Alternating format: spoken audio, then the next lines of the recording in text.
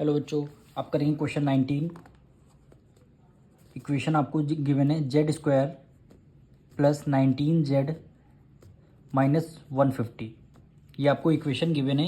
इसमें आपको फैक्टर्स निकालने हैं।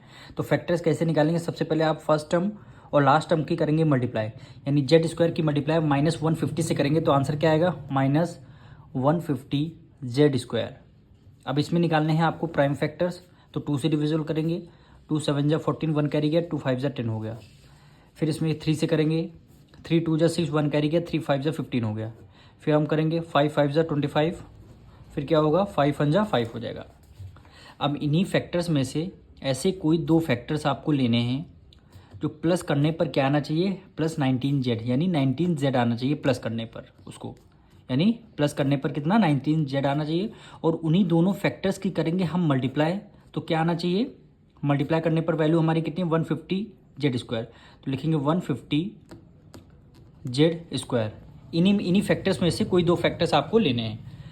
तो आप देखिए यहाँ पे देखिए 3 2 जा 6 हो गया और 5 5 जा क्या हो गया? 25।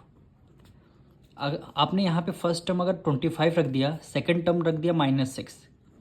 अब देखिए प्लस माइनस क्या होता है? माइनस। 25 में से 6 माइनस करेंगे तो आपका 19 आ जाएगा।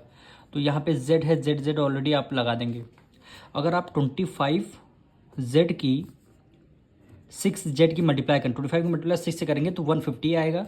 z की मल्टीप्लाई z से करेंगे जेड स्क्वायर आएगा। ये प्लस का है और ये वैल्यू आपकी माइनस की है, तो प्लस माइनस क्या हो जाएगा? माइनस।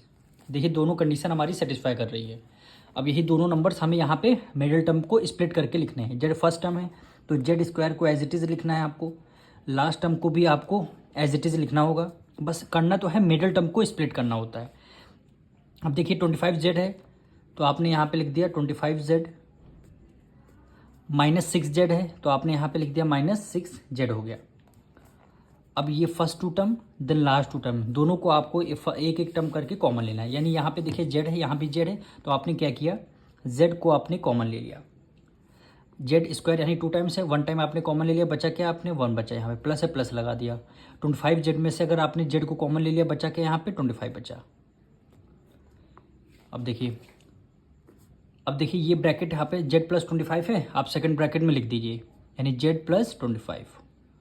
अब देखिए हम किस नंबर से मल्टीप्लाई कर देंगे जो हमारा आंसर -6z आ जाएगा। तो यहाँ पे हमने कर दिया, केवल 6 रख दिया। जब -6 की मल्टीप्लाई जेड से करेंगे तो देखिए -6z आ रहा है।